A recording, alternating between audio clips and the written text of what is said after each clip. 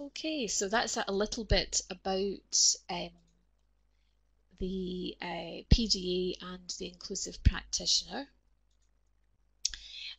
Just wanted to give you a very quick summary of the session today. So really, like I said earlier on, it's really just about refreshing existing skills.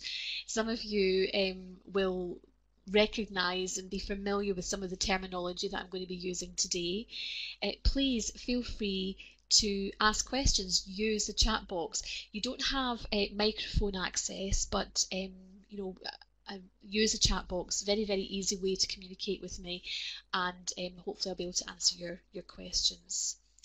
For those of you that are new to the role of needs assessment, I really just want to introduce you to the process.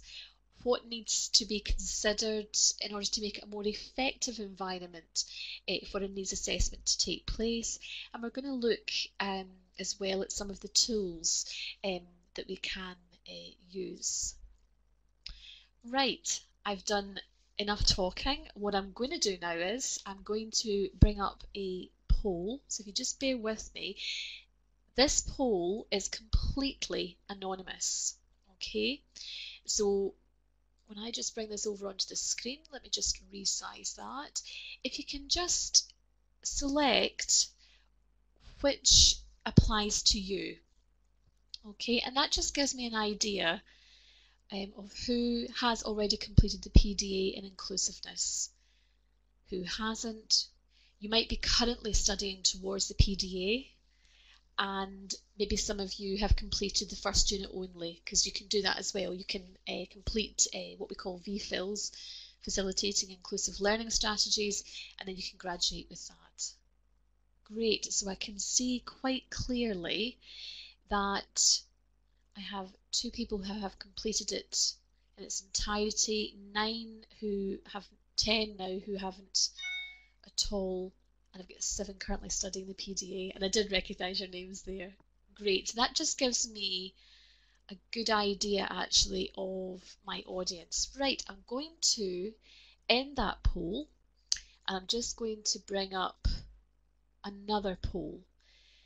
Okay, and this is just generally just to give me and also to share with your colleagues actually today who we have with us. What is your role within your organisation? Okay, are you part of a support team? Are you maybe lecturing? You might even have a dual role, or that might not apply to you at all. If you can use the chat box just to describe your role, that would be really interesting. Of course, I did have a look at the list as well, and my goodness, we've got quite a selection here. We've got assistive technology officers, we've got assistant disability advisors, non-medical personal help, disability services tutor. So a really, really good mixture there. Okay, so Robin, you're a DSA assessor, principally with the Open University, undertaking assessments for students at home. That's an interesting one, Robin, because obviously later on I'm going to talk a little bit about the online needs assessments that I've been undertaking certainly this year. Just to kind of put you all in the picture, actually, apart from being the course tutor for the PDA inclusiveness, I'm also a freelance needs assessor, and I work predominantly from home. So I'm actually based in my home office. I do also go out there into the field as well if required to do needs assessments, but it'd be interesting just to get a flavour of how you go about conducting these assessments as well, Robin. That's interesting. Stephen, you're a learning inclusion advisor. Sarah, student services manager, and Hazel, learning inclusion advisor. So thanks very much for that. It just gives everybody else an idea of who else is attending today. So I'm just going to hide that particular poll. So thanks for that. Right. I think, to answer the question, what is needs assessment? I think we first need to establish, why do we even assess in the first place?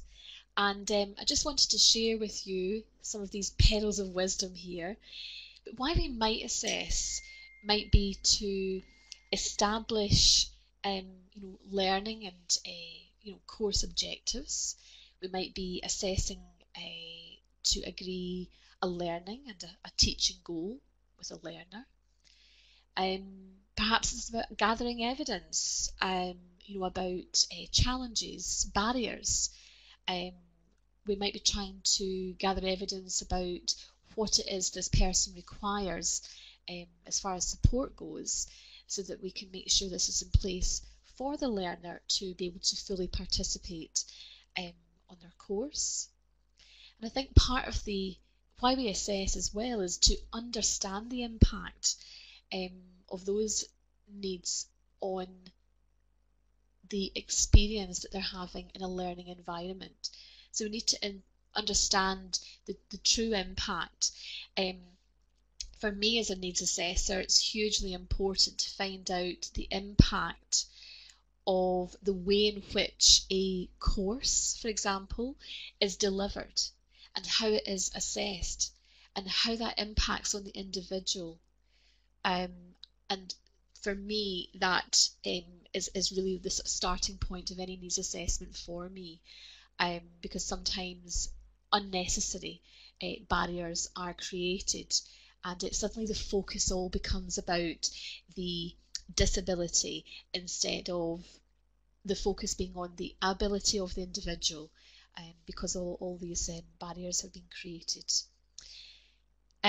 We also might assess to inform study methods and approaches as well, so identifying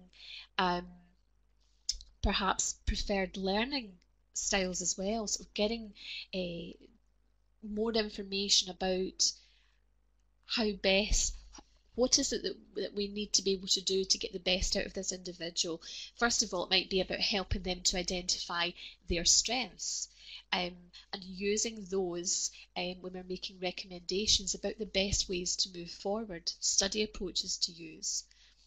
And we also might assess as well to help students develop more of a sort of general awareness of their strengths and weaknesses, as I said earlier on, preferred learning styles. I think it's hugely important to identify what a person's strength is, because quite often that can compensate for areas that are slightly weaker. And sometimes students have not even had that opportunity to identify where they do have strengths. I think part of the assessment is to find out more about what works well for that individual. Right, if we just move on to this next slide here. If we move on to looking at the purpose of the assessment, I've mentioned here at the top screening. If we start off by screening, screening tools are used by lots of agencies, lots of external agencies as well, and they might use a screening tool for mental health. It could be substance misuse, behaviour, but the screening tools that we tend to use within an educational environment are those that determine which of our learners are at risk of, for example, it could be dyslexia. And these can take the form of paper-based assessment, or they might be computerised. What I would be really interested to know here is, what tools do you currently use to assess your students? Are you aware of any other types of resources? Now, I do have a little poll here with examples of resources that are used when it comes to screening. Let me just share this with you, okay? Right, so select any resources that you maybe currently use or are aware of as part of the needs assessment from this list. Now, this list actually I took from the Dyslexia Association website, and There's a huge number of resources there. Just be really interested to find out. Yeah, so the majority, as I suspected, um, you might actually turn to an educational psychologist as part of the needs assessment process in gathering evidence about, say, for example, dyslexia. Okay, so some of you have actually used QuickScan. DAST is one that I've used quite a lot in the past. And for those of you that have used others, yeah, that's really useful. You can just use the chat box just to share. Right, so Beth, you've used Dyscalculia screening as well. Beth, does it have a particular name, this resource? Because it'd be quite interesting actually, just sort of maybe share that with others, and they would be able to find out more about it themselves. The other one as well is the visual stress tool. I've used that quite widely in the past,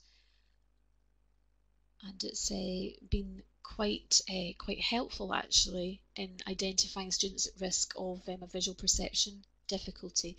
Sarah, I can see you've used RAT4, Bangor and Wilkins.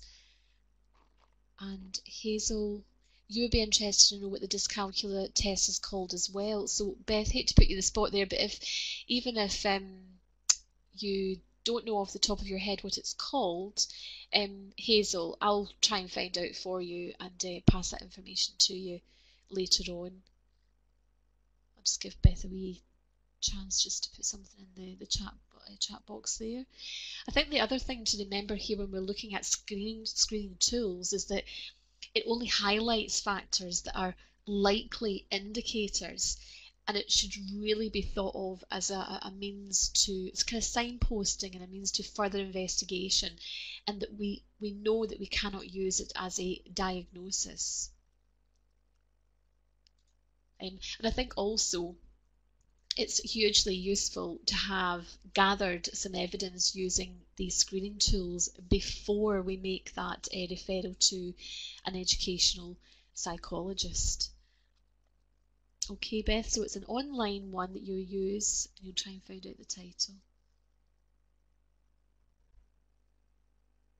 Okay, now Les has come up with a dyscalculia test and a link to that as well. Okay, thanks Leslie. All right, so I'm just going to hide that poll there. Right, and I think it's just really interesting that there's quite a wide variety that is actually used. I think also on that slide there that I'm sharing with you, you know, we also have diagnostics. We are not in a position to be able to diagnose, say for example, a learning disability like dyslexia. We would be in a position to be able to screen for it unless we were professionally trained and we were educational psychologists. We can look to the educational psychologist to confirm the presence of a condition, and we can use that to start to address the implications of that on the learning experience for the student. Other purposes of assessment might be outcome based. So we might be providing a baseline indicator of level of functioning. Things like core skills, finding out at what level the individual is functioning at, because they might be studying at a level that is several levels higher than what they're actually functioning at, and we need to be able to support that individual in making sure that they can reach the appropriate level to be able to go and complete their course. Just out of interest actually, using the chat box again, is there any particular program that you use or that you are aware of that is used within your organisation when it comes to looking at core skills? You know, actually trying to identify that baseline indicator at which the student is actually functioning. Just give you a chance just to use the chat box.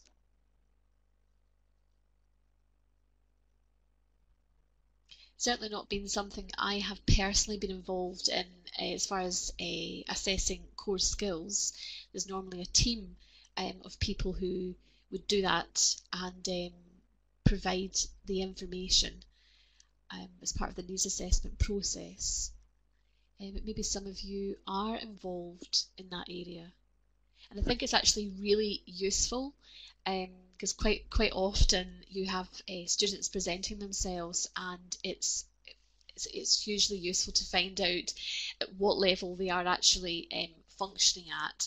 And quite often it's not that they have a learning disability, it might be that the level at which they've actually been accepted onto a course is far too high, and they should maybe have been started at more of a basic level, and it's got nothing to do with a disability. Okay. Okay, now, Beth, you've used Core Skills Profile Program, but don't think it's used anymore. Stephen, Core Skills Profiling Tool is used as a class-wide tool by lecturing staff. But we as advisors do not get to see the full detail. We are usually only given an idea of areas of concern. And Hazel, lecturers usually complete core skills test at interview stage. Which is good, because then we can make sure that the students are being accepted onto courses that they are equipped to be able to cope with.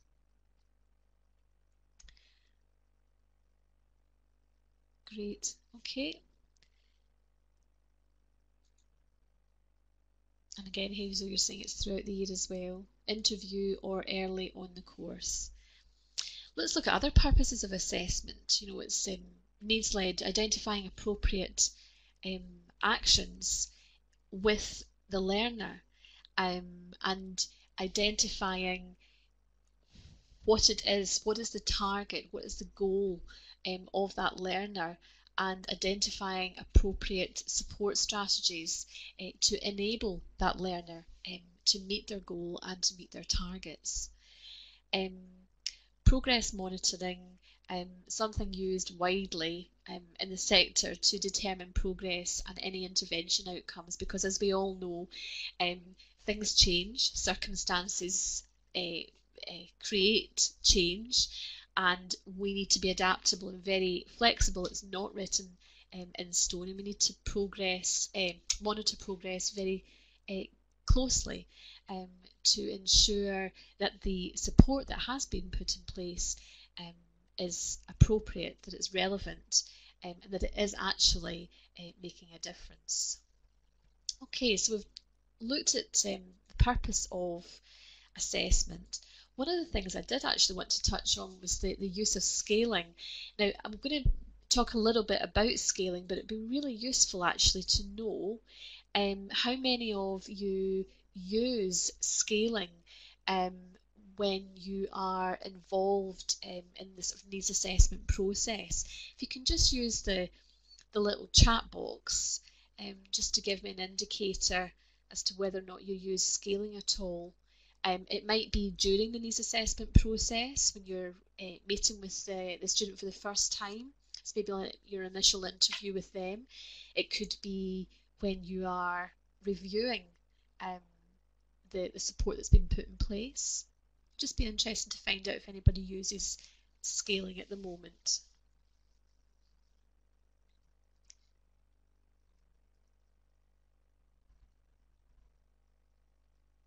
Okay, so Val, not at all.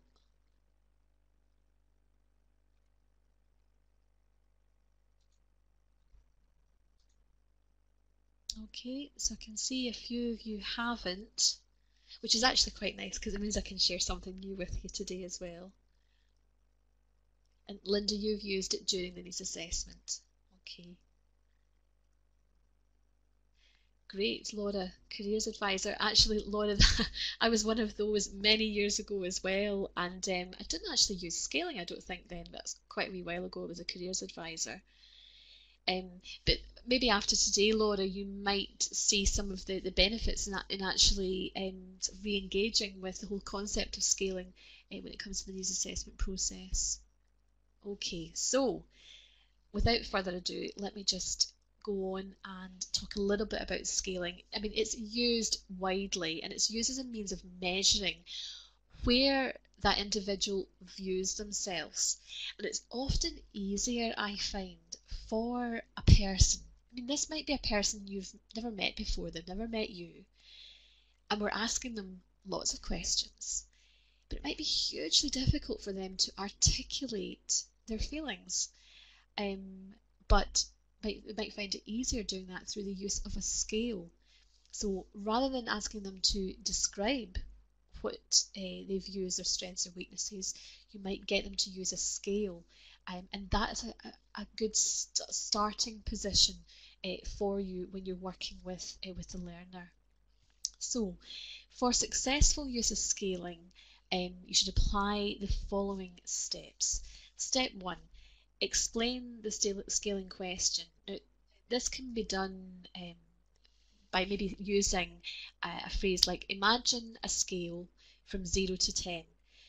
The 10 means you are confident about this aspect of your studies. So let's just take something like note-taking.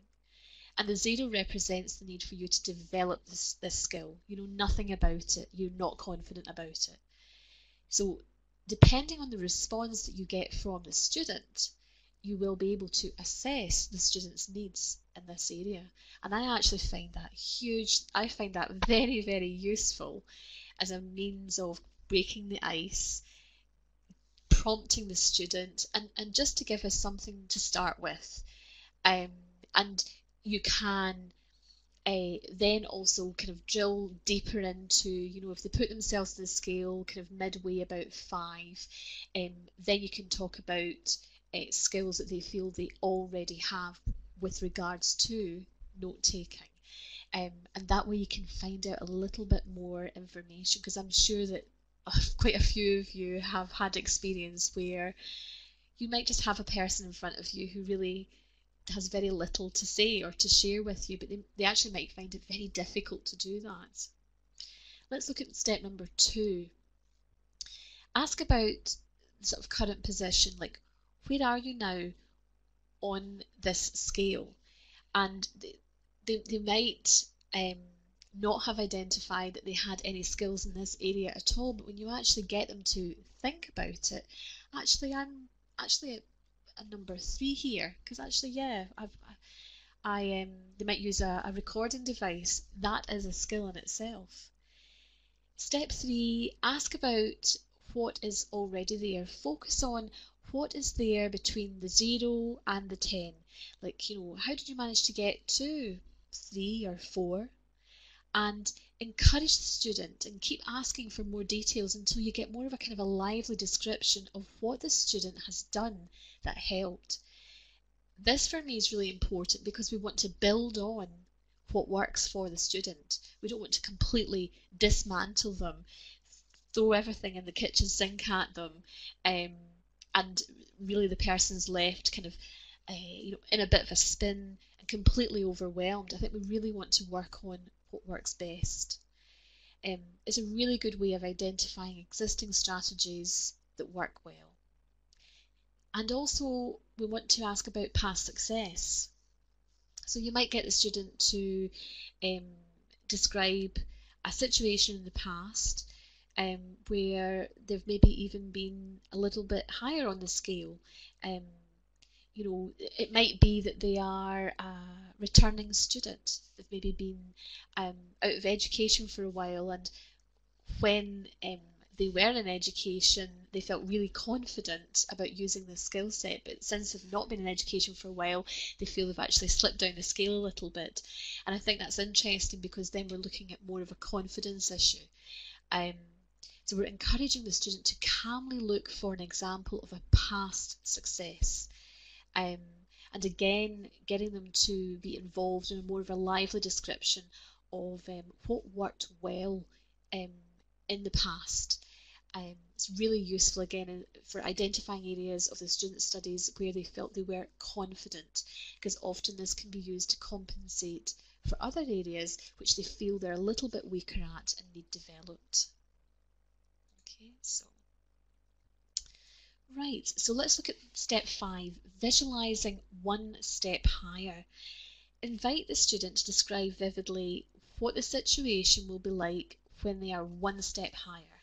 I actually quite like this because it's about empowering the student, getting them to take some ownership of their learning, and also attaching value to the recommendations that are based on the outcomes from the needs assessment.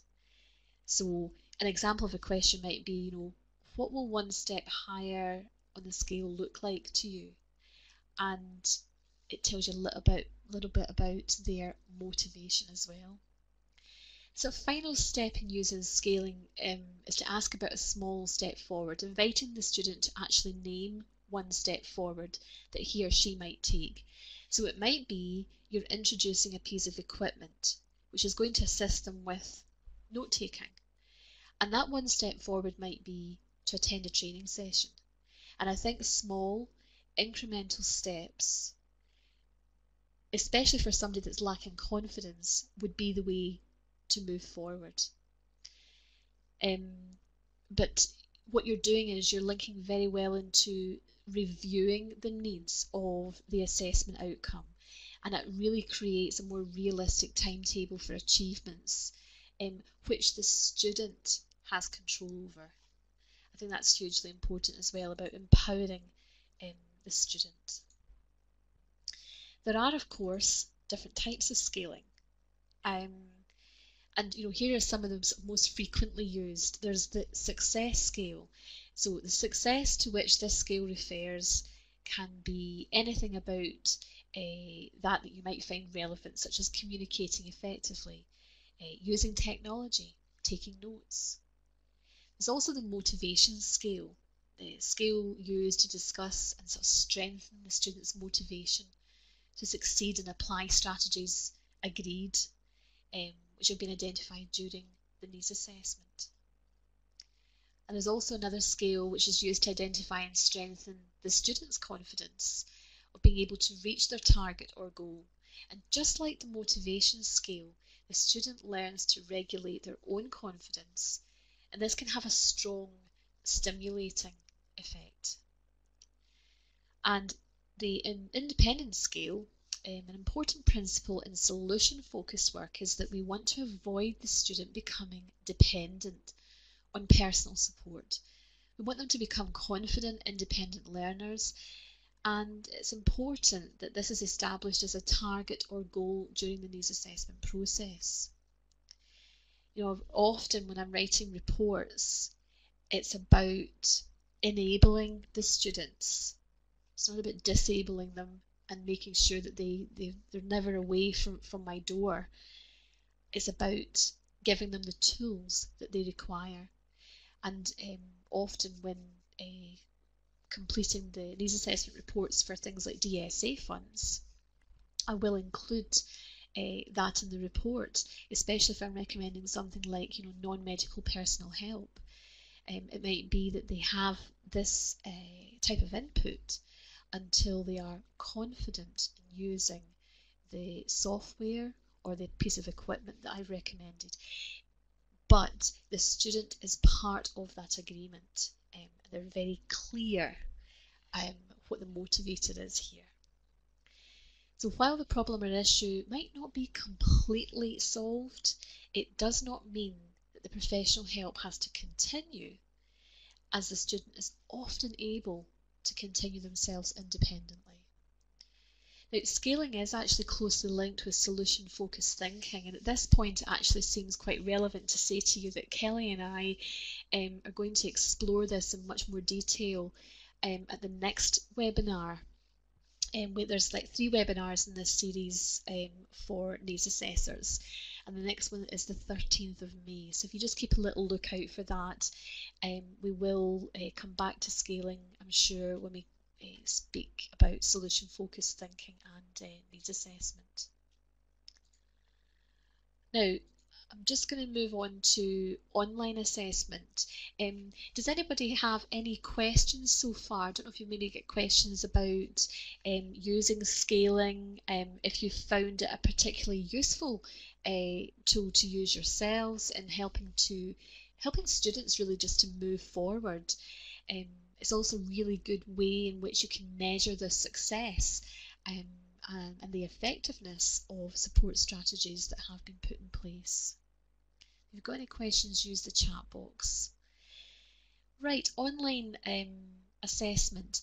It'd be useful for me to know actually if anybody has conducted an assessment online themselves. If you can use the chat box actually, that would be very good of you. So if you haven't, that's fine, Stephen. But if anybody has, that would be useful as well.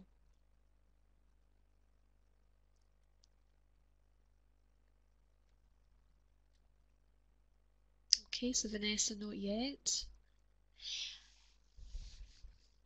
Okay, there's Anna, it's just face to face and the telephone. Okay, that's an interesting one, Anna, because one of the things that I actually used was FaceTime. I don't know if you've used that yourself, but it worked really, really well. Really, what I'm going to say about online assessment is all of the elements of needs assessment practice that we use face to face with our learners is totally adaptable and can be used for online assessment. And just to share with you basically my experience of online needs assessment was I incorporated everything from what I use for face-to-face needs assessment.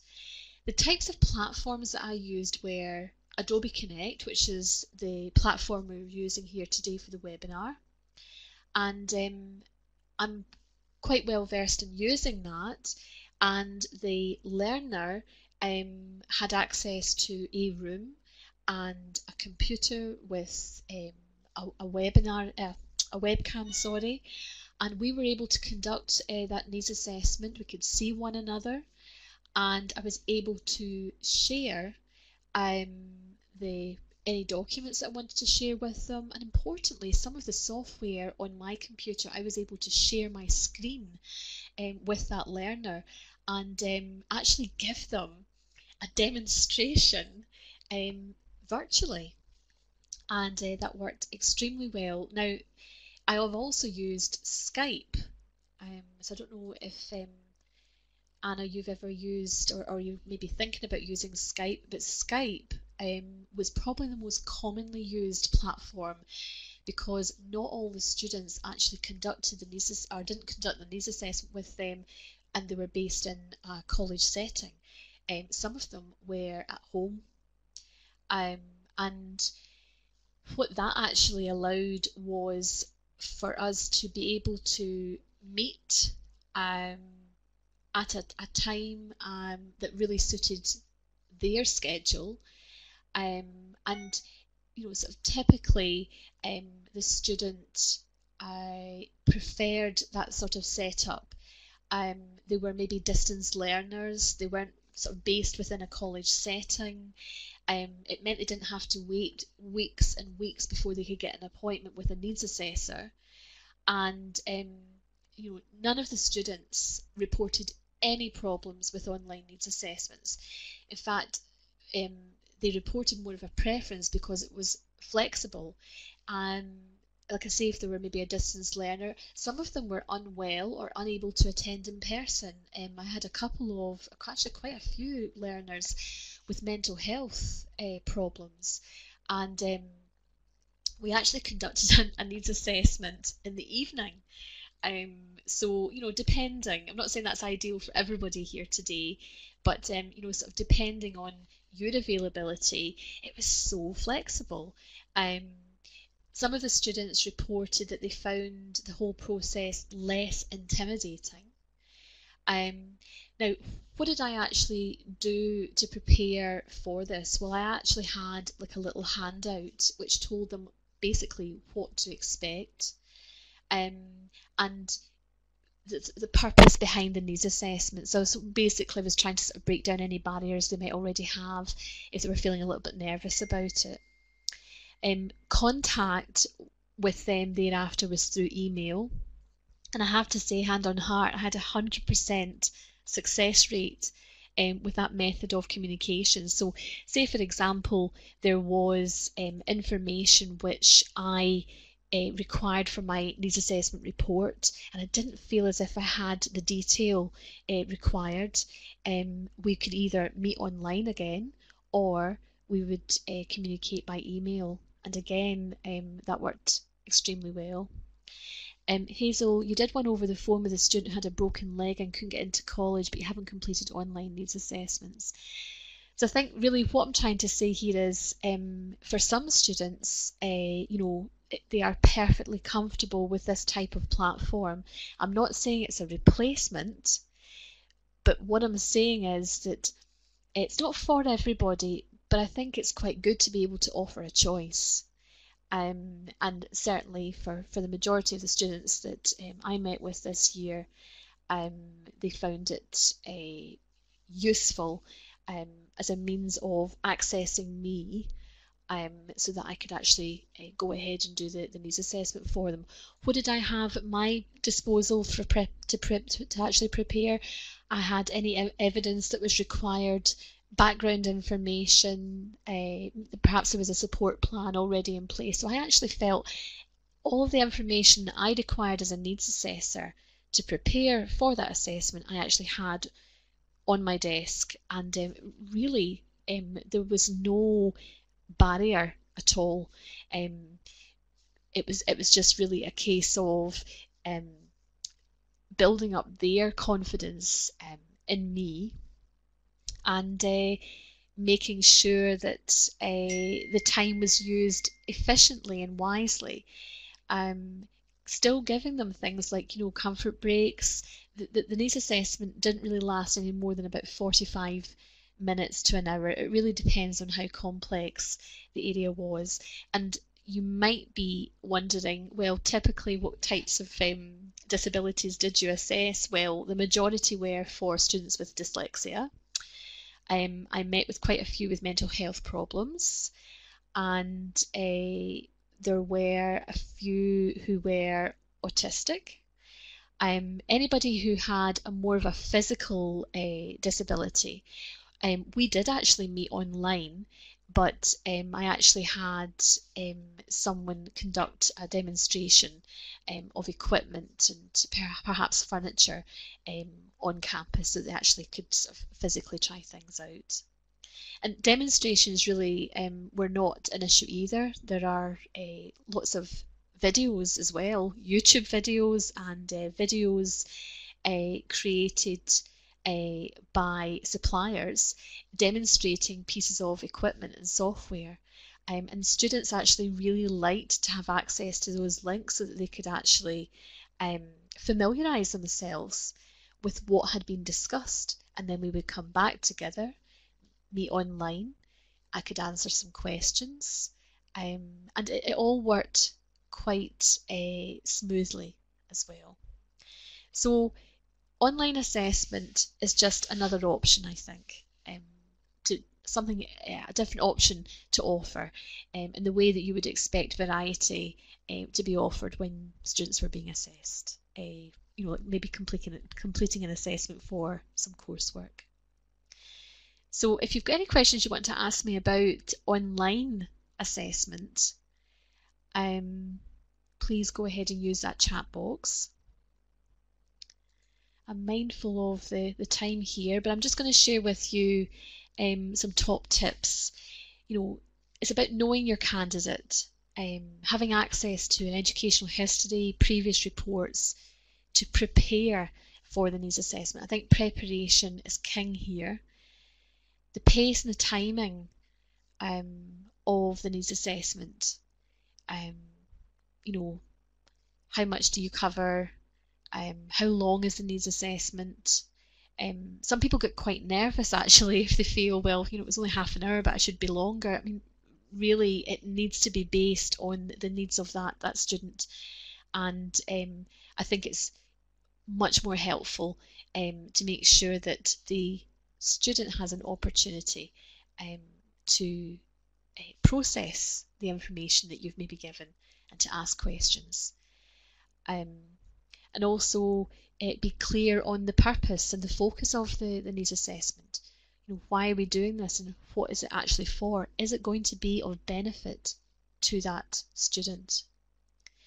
And also just to have a bit of a reality check here, what's the motivation behind the needs assessment? What is it that's the ambitions or the expectations of the learner? How committed are they? And what should the priorities be? And I think also it's important to understand the impact of the environment as well. That's something actually that we do cover on the PDA inclusiveness course in the first unit, VPhils, and we'll look at the impact of the environment, we look at learning styles, that type of thing, because quite often that can create challenges for learners.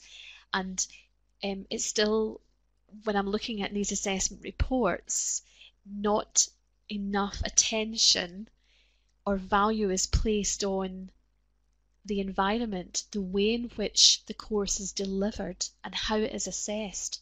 Where is it delivered? Because that does have an impact on the learner. Okay, just to sort of finish off then, how to create an effective assessment environment, put the student at ease. Give them some information which tells them a little bit about what to expect. I did that for the online needs assessments, and really less is more. Just a few lines about who I was, how we were going to meet, and what was the needs assessment, what was it I was going to be asking. And for my part, I needed to be well prepared. Had to also clarify the purpose of the meeting with the learner, and obtaining the students' views of their issues. So making sure that I asked lots and lots of open questions and got them to give me a really good description. And for that, actually, I used scaling quite a lot.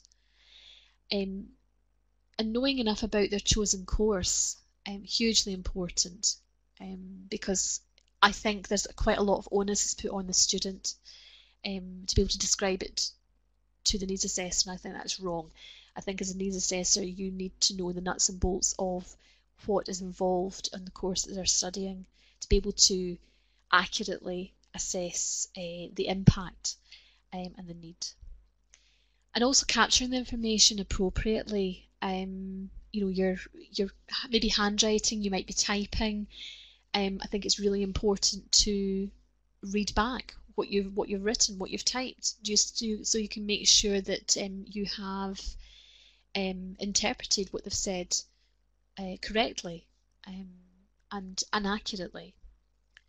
Making sure that any demonstrations are linked directly to what's been discussed.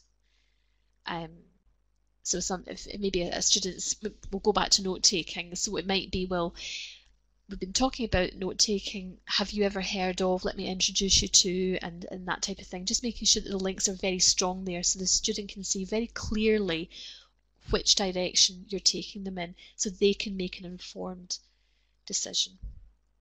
And finally, seeking permission to use the information as well. You're getting the student's agreement and their approval. Okay, now we're just going to finish off with this question here. As a needs assessor, how often do we actually get the chance to consider our own CPD needs, our own continuous professional development? For those people that have been on the PDA inclusiveness course, it's a pretty intensive course, and it really covers all areas from facilitating inclusive learning and teaching strategies right the way through to the needs assessment role, and that's great. But what happens after that? How do we continually develop our skills and update our knowledge? So I'm going to use a little scaling technique with you, and just get you just to consider, well, am I really confident in this area, or am I not confident at all? And also it's really useful for me because then it tells me what future webinars should be about. So I'm just going to bring up a little polling activity and then we'll finish off. So let's just...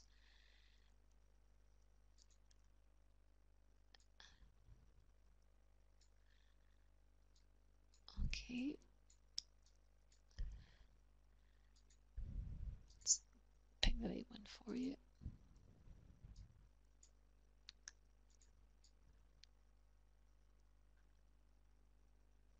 Okay, so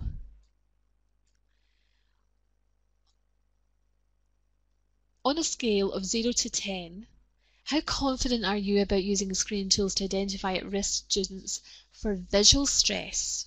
Okay.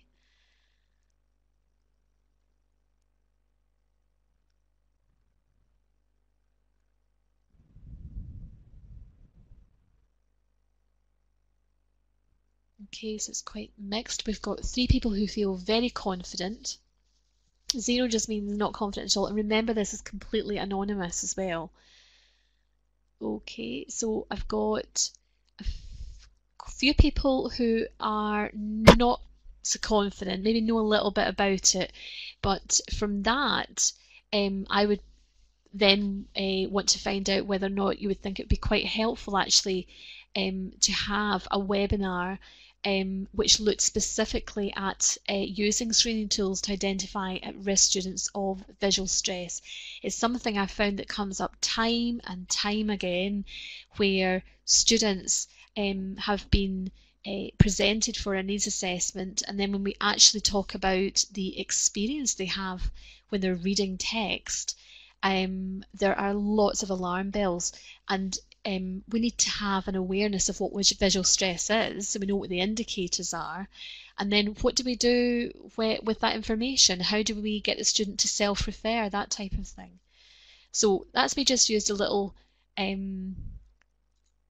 scaling technique on you there, and I'll just use one more and then we'll finish off for today. Okay, this is one I always use when we're teaching on the PDA inclusiveness course. So how confident are you as a person assessing need about demonstrating assistive technology? Okay, now it might depend what the technology is, but as a needs assessor, we need to have a kind of a general awareness of types of equipment out there. And I've got quite a few people, kind of like 5 onwards, who are quite comfortable to very confident, and a few people who are not maybe so much. And that could be for a variety of reasons. That could be because you're maybe new to the role, or it could be that you're confident demonstrating certain types of assistive technology, but other types not so.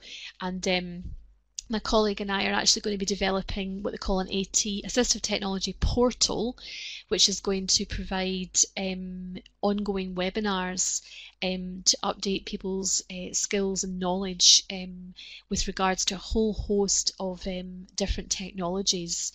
And there'll be more information coming out about that. It'll be again a free webinar that you can attend, and that can go towards your Inclusive Practitioner award as well if you decide to go that route.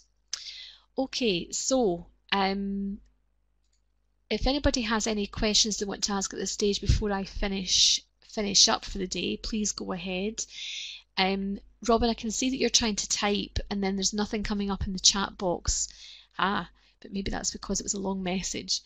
Robin, you're saying that my reflection as a DSA needs assessor for the Open University, which has an open access admissions policy and teaches solely at a distance on the content of the webinar, is that is the university equivalent of what's happening further down the education chain.